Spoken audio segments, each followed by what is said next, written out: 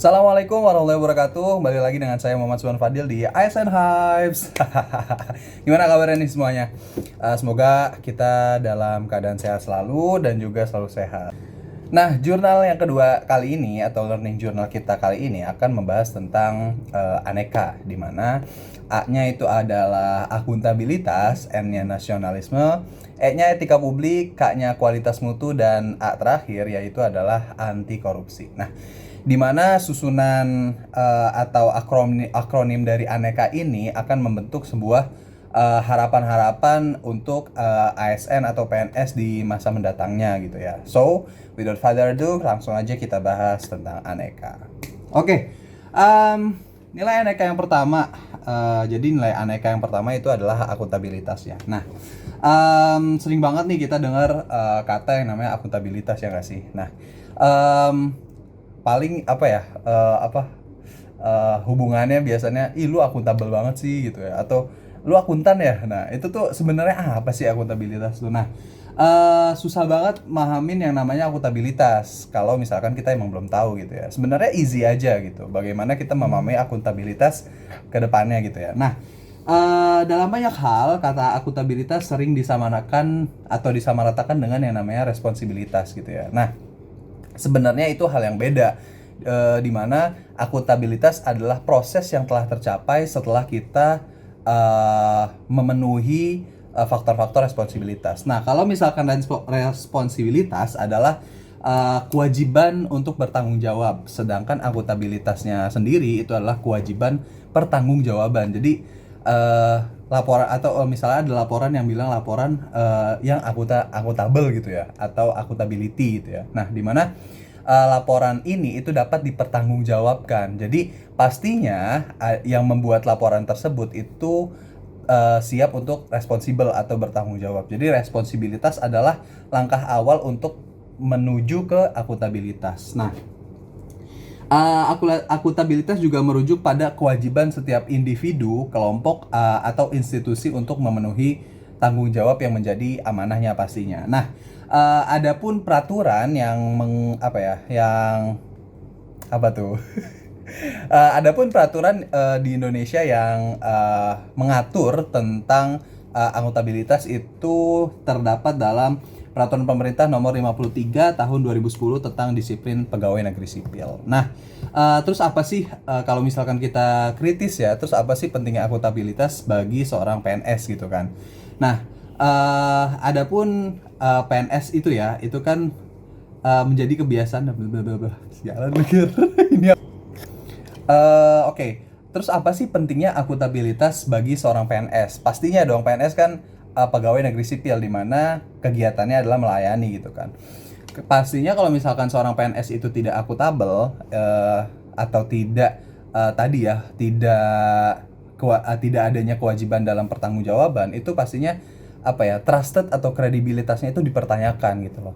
Sedangkan PNS ini kan melayani dan juga menggunakan sebuah sumber dayanya dari negara gitu kan. Pastinya sangat dibutuhkan yang namanya nilai poin atau poin yang namanya akuntabilitas. Nah,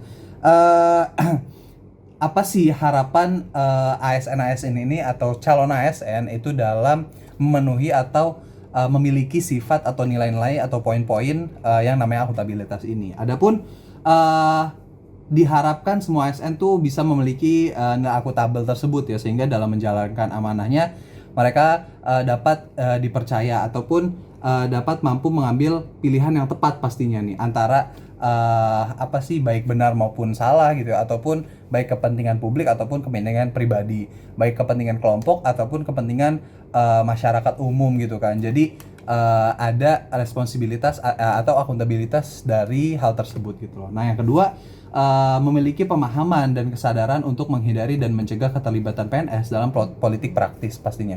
Udah rahasia umum ya bahwasannya PNS ini nggak boleh ikut politik praktis gitu ya, karena poin yang ketiga yaitu adalah memperlakukan warga negara secara sama atau secara adil gitu, secara rata. Jadi nggak nepotisme ya, jadi nggak mandang itu mah saudara gue gitu, enggak ya gitu. Nah, yang keempat adalah menunjukkan sikap dan perilaku yang konsisten dan dapat diandalkan sebagai penyelenggara pemerintahan. Pastinya kayak gitu ya. Nah, terus bagaimana kita tahu bahwasannya si PNS ini telah menerapkan nilai akuntabilitas? Nah, PNS yang menerapkan nilai akuntabilitas adalah PNS yang pertama poinnya mampu mengambil pilihan yang tepat ketika terjadi konflik kepentingan nih. Misalkan ada gap importance ya, atau konflik kepentingan itu ya, conflict of interest gitu ya. Jadi kita tuh dapat mengambil pilihan mana yang bisa mana yang memang itu kepentingan negara atau kepentingan umum atau kepentingan kelompok atau pribadi gitu. Nah, yang kedua, tidak terlibat dalam politik praktis. Yang ketiga, melayani warga secara adil, tadi yang seperti disebutkan di atas. Yang keempat, konsisten dalam menjalankan tugas dan fungsinya. Nah, setiap organisasi pastinya memiliki mekanisme akuntabilitas. Jadi, kayak misalkan, organisasi ini mah udah akuntabilitas gitu ya, udah menerapkan nilai-nilai akuntabilitas. Buktinya apa? Jadi kita lihat mekanismenya dulu nih. Adapun mekanisme ini pastinya itu berbeda-beda antara tiap organisasi gitu ya guys. Jadi tiap organisasi itu punya metode atau mekanisme dalam menerapkan nilai-nilai akuntabilitasnya masing-masing gitu ya. Ini pun nggak hanya diterapkan dalam organisasi pemerintahan, baik pemerintahan ataupun swasta itu juga menerapkan nilai akuntabilitas. Adapun yang dilakukan dari organisasi pemerintahan dalam menerapkan nilai akuntabilitas tuh adanya kayak misalkan absensi gitu kan. Terus fingerprints ya kan. Itu absensi fingerprints ataupun software yang untuk memonitor pegawai menggunakan komputer ataupun website ya yang ada di kantornya tersebut gitu loh. Adapun yang dapat dilakukan atau mekanisme yang dilakukan oleh pemerintahan dalam menerapkan nilai akuntabilitas, yaitu yang pertama itu adalah akuntabilitas secara kejujuran dan hukum, di mana si organisasi pemerintah ini dalam menerapkan SOP-nya itu patuh terhadap hukum dan peraturan yang ditetapkan. Yang kedua, faktor yang bisa kita kulik bahwasannya si organisasi pemerintahan ini telah menerapkan nilai akuntabilitas. Yang kedua ini adalah dalam akuntabilitas proses, di mana dalam sistem informasinya itu telah akuntabel, sistem pelaporannya itu udah akuntabel, dan juga proses dari hulu ke hilirnya dalam pelayanannya itu sudah akuntabel gitu ya. Nah, yang ketiga adalah akuntabilitas dalam kebijakan, di mana akuntabilitas dalam kebijakan ini dapat dipertanggungjawabkan pastinya ya di masa mendatangnya atau dalam masa periode kebijakan atau pelaporan. Nah, buat nilai apakah organisasi pemerintah itu sudah akuntabel atau belum tuh ada 3 alatnya ya. Yang pertama itu adalah Renstra. Kita jadi bisa ngelihat bagaimana sih perencanaan strategis si pemerintah dalam kedepannya gitu, dalam pembangunan kedepannya ataupun dalam pelayanan kedepannya gitu ya. Nah, yang kedua itu ada yang namanya kontrak kinerja. Jadi semua pegawai negeri sipil tanpa terkecuali mulai 1 Januari 2014 itu menerapkan adanya kontrak kinerja pegawai gitu ya. Dimana kontrak kinerja ini dibuat setiap tahun. Jadi memantau atau memonitor si PNS atau si ASN ini itu tuh ngapain aja, terus apa aja yang telah dihasilkan, targetnya apa, realisasinya berapa, jadi ketahuan monitornya. Nah, yang ketiga itu adanya laporan kinerja ya guys. Jadi laporan kinerja itu berupa laporan akuntabilitas kerja instansi pemerintah atau LAKIP lah ya. Nah, di LAKIP ini si stakeholders ataupun masyarakat ataupun Dewan Perwakilan Rakyat itu bisa menilai bahwa bagaimana sih kinerja dari pemerintah, bagaimana sih output yang telah dihasilkan oleh pemerintah, bagaimana sih pelayanan yang telah pemerintah berikan kepada masyarakatnya. Oke, poin yang kedua dari aneka yaitu adalah nasionalisme, di mana nasionalisme sendiri itu mengandung makna atau arti pemahaman mengenai nilai-nilai kebangsaan. Jadi bilangnya nasionalisme tuh pemahaman tentang nilai-nilai kebangsaan gitu ya. Nah, nasionalisme juga memiliki pokok kekuatan dalam nilai kecintaan individu terhadap bangsanya. Jadi seberapa nasionalis kita, nah biasanya ada jargon-jargon gitu ya. Seberapa nasionalis kita, seberapa kita mencintai bangsa kita tersebut. Nah, salah satu cara untuk menumbuhkan semangat nasionalisme atau semangat kecintaan kita kepada bangsa kita itu adalah dengan menanamkan atau kita paham ya, menanamkan dan mengamalkan nilai-nilai Pancasila gitu ya. Nah, adapun seorang PNS juga itu dituntut untuk memiliki perilaku nasionalisme atau memiliki sifat nasionalisme, dan perilaku mencintai tanah air kita Indonesia dan juga mengedepankan kepentingan nasional pastinya. Nah, nasionalisme ini juga merupakan salah satu perwujudan dari fungsi PNS, di mana sebagai perekat dan dalam jalankan tugas itu seorang ASN juga harus atau senantiasa mengutamakan dan mementingkan persatuan dan kesatuan bangsa gitu ya. Nah, kepentingan kelompok, individu, golongan itu harus dikesampingkan demi kepentingan yang lebih besar gitu ya, yaitu kepentingan bangsa atau kepentingan nasional gitu ya. Nah, PNS juga dalam pelayanannya itu harus berpegang pada prinsip adil dan netral, di mana adil sendiri ini memiliki artian bahwasannya PNS tidak berperilaku diskriminatif gitu ya, dan selalu harus objektif, jujur, transparan gitu. Jadi tidak menerapkan KKN pastinya gitu ya, korupsi, kolusi, dan nepotisme gitu ya. Jadi nggak juga diskriminatif gitu ya, nggak rasis, nggak oh dia mah etnis apa gitu, enggak ya. Jadi PNS tuh harus adil. Nah, yang kedua itu PNS harus netral, di mana sikap ini itu diterapkan dalam PNS itu tidak memihak kepada salah satu kelompok ataupun golongan yang ada gitu ya. Memang dalam menerapkan nasionalisme ini sedikit ada tantangan tersendiri bagi kita buat untuk menerapkannya gitu. So dengan sikap netral tersebut dengan sikap netral dan adil tersebut, PNS akan mampu menciptakan kondisi yang aman, damai, dan tentram di lingkungan kerja dan masyarakat sekitar. Nah, adapun nasionalisme Pancasila itu pandangan atau cara pandang atau paham kecintaan masyarakat Indonesia terhadap bangsa dan tanah airnya gitu, yang didasarkan pada nilai-nilai Pancasila pastinya, itu ideologi kita dalam bernegara. Nah, prinsip nasionalisme bangsa Indonesia dilandasi nilai-nilai Pancasila yang diarahkan agar bangsa Indonesia ini nih senantiasa menempatkan persatuan dan kesatuan. Yang ketiga yaitu E dari aneka, yaitu adalah etika publik, dimana kalau mengacu kepada nilai umum bahwasannya etika itu apa sih? Etika itu adalah lebih dipahami sebagai refleksi atas baik buruk gitu, benar salah, pantas nggak pantas, layak nggak layak. Itu tuh yang namanya etika, di mana hal tersebut itu tuh yang harus dilakukan atau bagaimana melakukan yang baik atau benar. Sedangkan moral tuh kewajibannya dalam melakukan yang selayaknya gitu.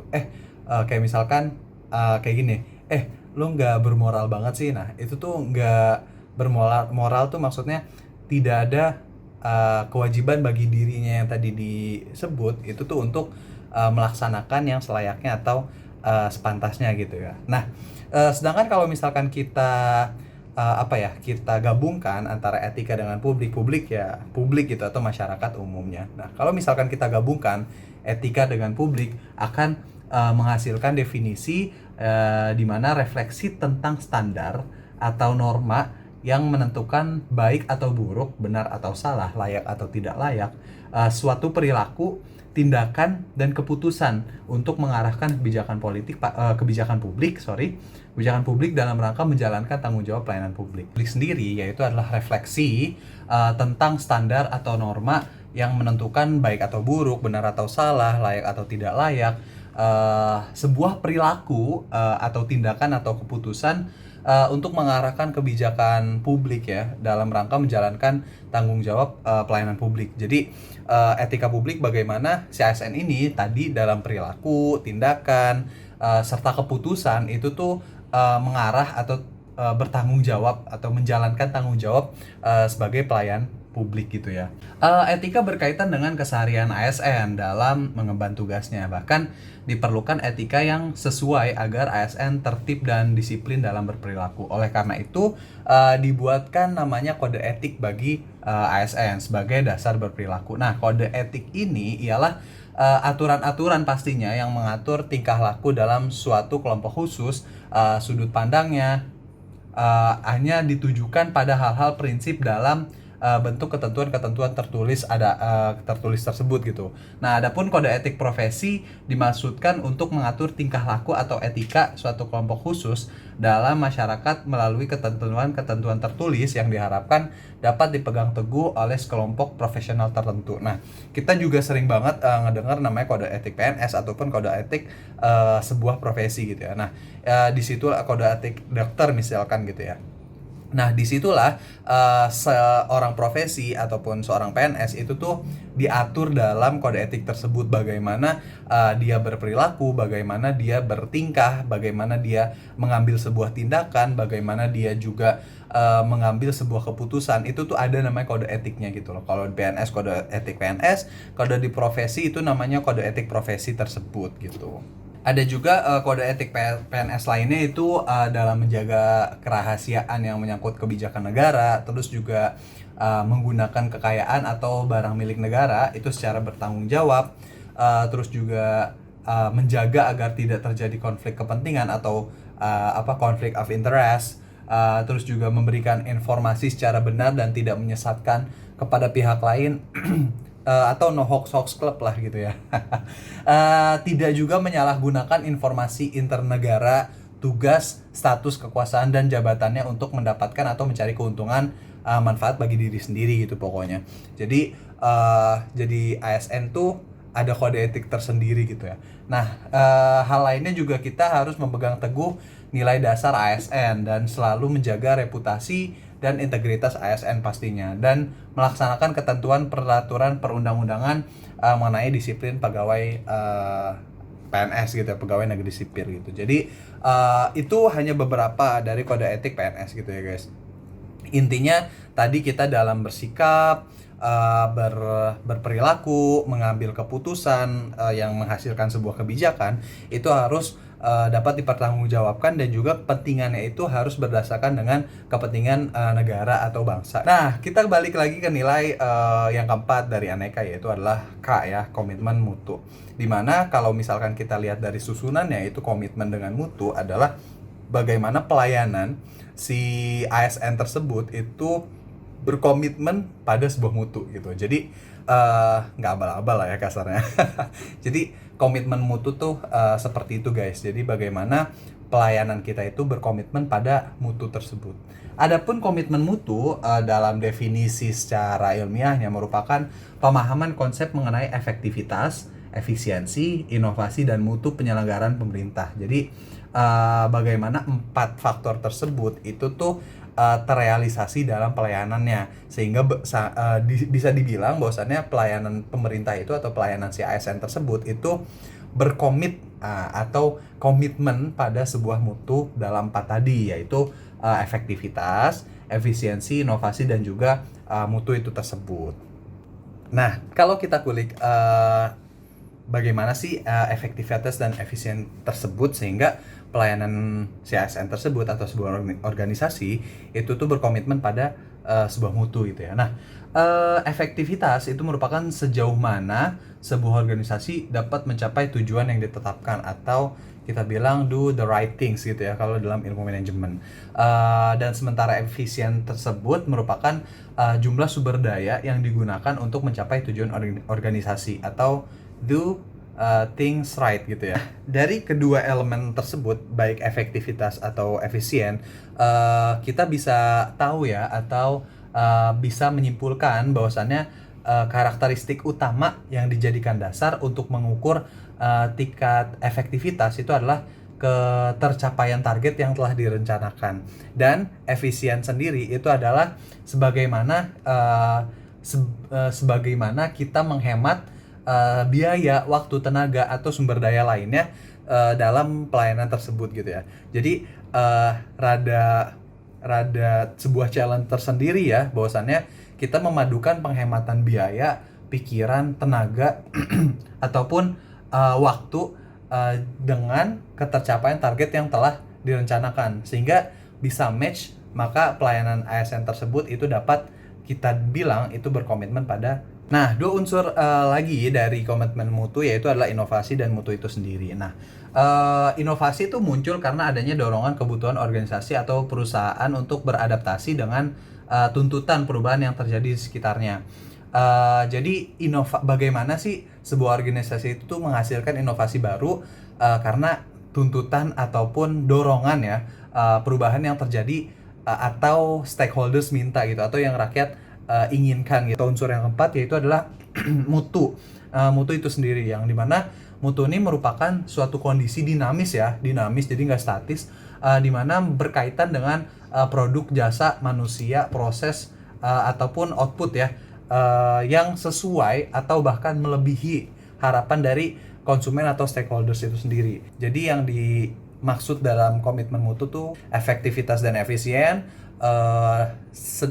dan juga menghasilkan inovasi yang berkualitas pada mutu. Nah, nilai yang kelima yaitu adalah A ya, aneka, yaitu adalah anti korupsi. Nah, kalau misalkan kita melihat dari susunan katanya lagi nih, yaitu adalah anti korupsi. Nah, jadi kita pahami dulu nih bagaimana kita anti terhadap hal korupsi. Nah, jadi korupsi itu sendiri itu berasal dari bahasa Latin ya, yaitu corruptio atau corruptus gitu, yang berarti perubahan yang tidak baik, perubahan yang tidak baik, atau bisa kita bilang perubahan yang buruk, atau bisa disebut juga, atau bisa diartikan juga dapat disuap atau tidak bermoral gitu ya, atau tidak merasa bertanggung jawab lah ya kan, bermoral tadi gitu ya. Nah, kalau dalam peraturan yang ada di Indonesia atau based on undang-undangnya, itu ada dalam Undang-Undang Nomor 31 Tahun 1999, di mana tentang pemberantasan tindak pidana korupsi, bahwa korupsi itu adalah tindakan melawan hukum. Jadi tindakan yang melawan hukum dengan melakukan perbuatan memperkaya diri sendiri atau orang lain. Jadi tindakan melawan hukum yang tujuannya itu memperkaya diri sendiri ataupun orang lain ya, yang dapat merugikan keuangan negara atau perekonomian negara. Jadi tindakan melanggar hukum gitu ya, yang dimana bertujuan untuk memperkaya diri orang lain, suatu korporasi, yang dimana sumbernya tuh atau merugikannya tuh keuangan negara. Kalau lebih jelasnya itu ada dalam Undang-Undang Nomor 20 Tahun 2001. Jadi ada 7 kelompok ya yang bisa kita sebut tindak pidana korupsi, yaitu yang pertama kerugian keuangan negara, yang kedua suap menyuap, yang ketiga pemerasan, yang keempat ada perbuatan curang, yang kelima ada penggelapan dalam jabatan, yang keenam ada benturan kepentingan dalam pengadaan atau konflik of interest tersebut, dan yang ketujuh itu adanya gratifikasi. Aneka tersebut itu kan ada yang anti korupsi. Kita udah kenal tuh korupsi dari Undang-Undang Undang-Undang Nomor 20 Tahun 2001. Itu ada 7 kelompok ya, tadi ya udah disebutkan, dan juga Undang-Undang Nomor 31 gitu ya, tahun 1999. Nah, sedangkan sekarang kita akan membahas anti korupsi itu sendiri. Nah, di mana anti korupsi itu merupakan sifat bagi kita untuk ya anti terhadap korupsi itu sendiri gitu loh.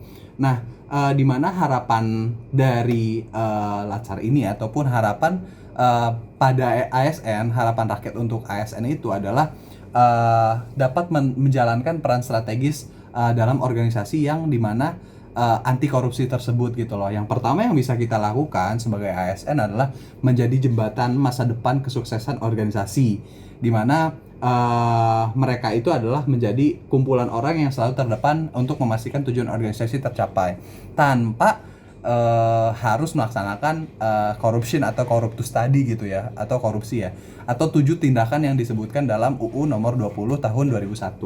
Yang kedua itu harapannya adalah membangun sistem integritas, di mana integritas ini adalah sebuah bukti nyata ya dalam sikap anti korupsi. Nah, membangun sistem integritas, berpartisipasi aktif dalam pembangunan sistem integritas, sehingga semua peluang korupsi itu dan berbagai penyimpangan lainnya itu dapat ditutupi ya, semoga gitu, harapan besarnya dapat ditutupi, setidaknya dapat diminimalisir lah dalam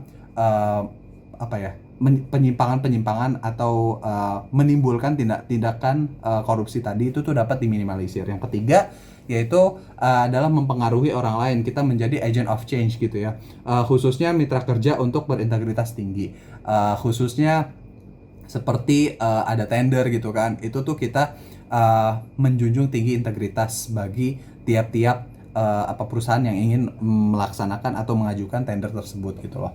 Jadi kita sebagai ASN itu menjadi agent of change ya, bagaimana kita juga mempengaruhi orang lain untuk berintegritas tinggi gitu ya. Jadi kitanya baik, berintegritas, kita juga menyebarkan kepada orang lain untuk berintegritas, kitanya juga menyebarkan kebaikan. Hal tersebut itu merupakan realisasi dari atau juga harapan besar dari adanya sikap anti korupsi tersebut.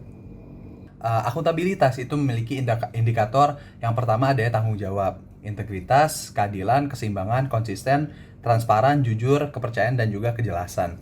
Jadi akan dibilang akuntabilitas jika memiliki indikator-indikator hal tersebut, yaitu tadi ya, baik tanggung jawab hingga kejelasan. Adapun yang kedua, kita mengetahui indikator atau nilai dasar dari yang namanya nasionalisme, yaitu yang pertama adanya kepercayaan kita kepada ketuhanan yang Maha Esa. Terus dua, mengakui persamaan derajat tanpa membeda-bedakan setiap manusia atau sama rata ya. Terus yang ketiga, kita juga rela berkorban untuk kepentingan negara dan bangsa. Yang keempat, kita mengembangkan rasa cinta tanah air kita, bangsa, dan juga rasa persatuan, ataupun semua budaya, bahasa, agama yang ada di Indonesia. Pokoknya kita cinta tanah air kita. Yang kelima, kita tidak memaksakan kehendak kepada orang lain atau kita menjunjung tinggi toleransi. Yang keenam, mengutamakan musyawarah dalam mengambil keputusan. Jadi jangan main hakim sendiri, lebih baik kita mengutamakan musyawarah ya. Yang ketujuh, kekeluargaan dan bergotong royong itu merupakan indikator juga nasionalisme. Yang kedelapan, adil terhadap sesama. Yang kesembilan, kita suka memberi pertolongan kepada orang lain. Nah, indikator nilai yang ketiga dari Aneka yaitu adalah komitmen mutu. Yang pertama adalah efektif, yang kedua efisien, yang ketiga inovatif. Itu indikator utama yang tadi kita bahas di komitmen mutu. Adapun indikator tambahan yaitu adaptif, responsif, dan juga perbaikan berkelanjutan. Jadi setelah kita melakukan pelayanan yang efektif dan efisien, dan juga kita tidak melupakan inovasi, dan juga kita melakukan pelayanan itu berkonsentrasi atau berkomitmen pada mutu, kita juga harus melaksanakan indikator adaptif, responsif, dan juga perbaikan secara berkelanjutan, sehingga kita dapat dibilang telah melakukan pelayanan yang berkomitmen pada mutu. Nah, indikator yang keempat itu adalah indikator nilai etika publik. Nah, di mana yang pertama itu jujur ya. Nah, tadi ada tuh di awal akuntabilitas yaitu jujur. Jadi, jika orang itu jujur telah melaksanakan nilai dua tadi ya, yaitu ada akuntabilitas dan juga etika publik. Yang kedua adalah bersikap terbuka dalam pelayanan, terus tulus dan sopan santun, terus juga ada bisa menjaga informasi yang bersifat rahasia. Jadi, ada informasi yang memang dikategorikan ya dalam pelayanan, itu ada yang memang harus disebarkan, yaitu berita-berita baik, dan informasi-informasi yang informatif itu kita sebarkan, dan jika bersifat rahasia itu kita keep ya, atau kita jaga gitu. Yang keenam itu bersikap hormat, yang selanjutnya bertanggung jawab dalam menggunakan sumber daya milik negara. Yang selanjutnya atau yang terakhir itu berlaku adil dalam memberikan pelayanan. Tadi adil juga ada di nasionalisme ya. Jadi kalau ada orang adil atau orang melaksanakan sikap adil, itu tuh dapat kita sebut telah melaksanakan dua nilai dari Aneka. Nah, indikator yang terakhir yaitu adalah indikator nilai anti korupsi, di mana yang pertama juga jujur. Nah, jujur ada lagi nih. Jadi jika orang jujur bisa kita sebut telah melaksanakan indikator-indikator jujur ini itu tuh mencakup tiga nilai dari Aneka, yaitu yang pertama tadi adanya akuntabilitas, etika publik, dan juga anti korupsi. Yang kedua ada indikatornya yaitu adalah jujur, jujur yang pertama, yang kedua peduli, ketiga mandiri, keempat disiplin, yang kelima tanggung jawab, yang keenam kerja keras, 7 sederhana, 8 berani, dan 9 disiplin. Itu dia learning journal kita yang kedua, yaitu tentang Aneka. A-nya ada akuntabilitas, ada nasionalisme, E-nya ada etika publik, K-nya ada komitmen mutu, dan A terakhir ada anti korupsi.